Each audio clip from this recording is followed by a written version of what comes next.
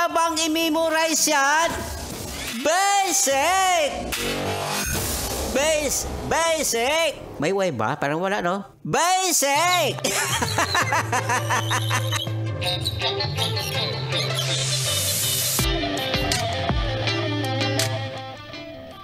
Nakakasagap ka ba palagi ng chismis?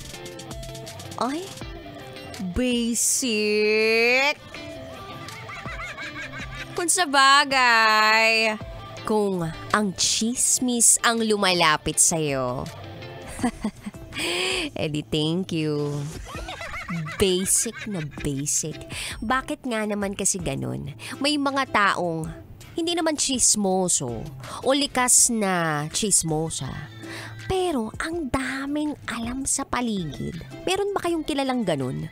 Yung tipong hindi naman siya masyado nagtatanong. Pero siya yung mismong nilalapitan ng mga impormasyon o di kaya naman ng chismis. Oo. Nilapitan ka na ba ng chismis? O ang lumapit sa'yo? Lalaki o babae? Charot! Tuwidarot!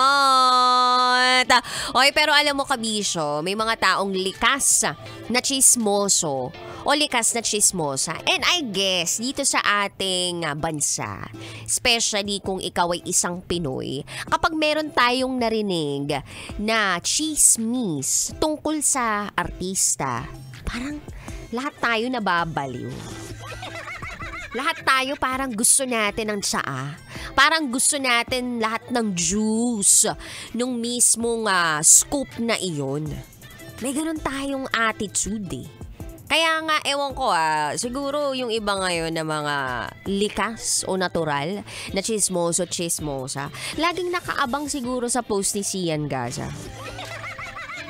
Kahapon nga lang kakapost si Sian Gaza eh. Ang sabi niya dun sa post niya, sinetch ite na artistang babae ang may bahay sa Alabang na hindi mabenta dahil ayaw pumirma ng kanyang ex-husband.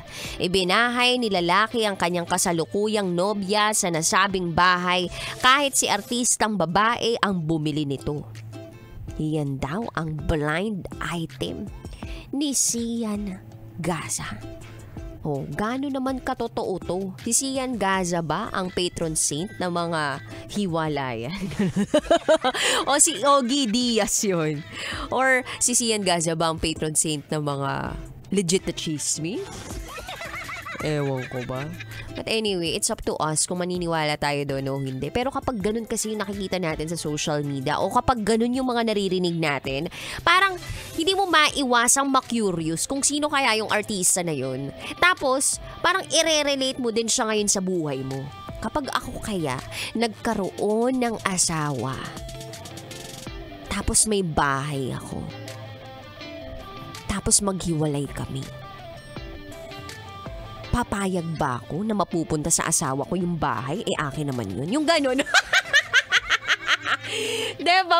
Merong mga ganong klaseng thinking. O, diba? O, raketera, mag-asawa ka muna bago ka mag-isip ng ganyan.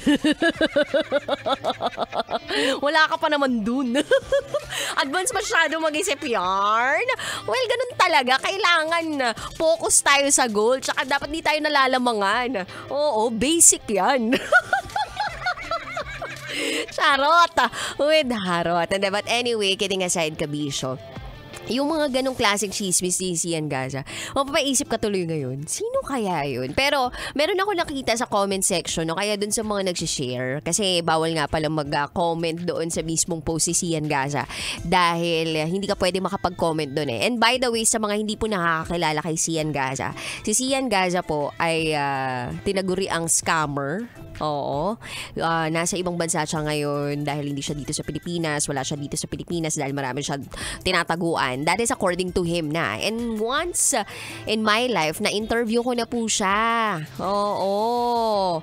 Tapos, actually, nagiging mag-friends kami sa social media or friends kami sa social media. Tapos, nagpadala nga ako ng libro sa kanya. Tapos, naiwala yata yung libro sa kanya. Tapos, sabi niya, order daw siyang 2. So, hindi ko sure kung nakaabot na sa kanya ulit yung libro. Pero, ewan ko na lang, hindi nakaabot sa book signing ko eh.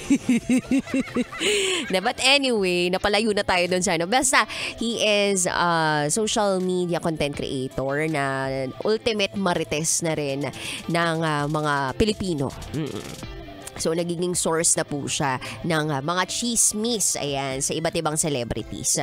So, anyway, yun yung post niya. At yung mga sinasabi ng ibang tao, si Christine Reyes daw po yung tinutukoy na babaeng merong bahay. Ayan. At yung ex-husband ay yung martial arts, ano yata yun eh. Basta parang,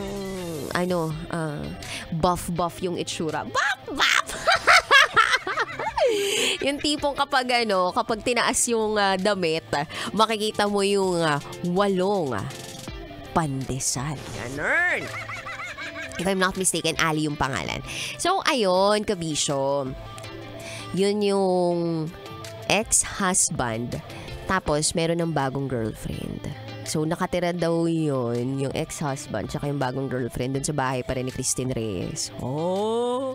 So, sa pagkakataong ganon, ano kaya ang dapat gawin ni Christine Reyes?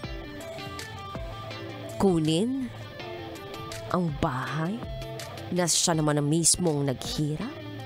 Palayasin ang 2 doon sa bahay na pinaghirapan niya?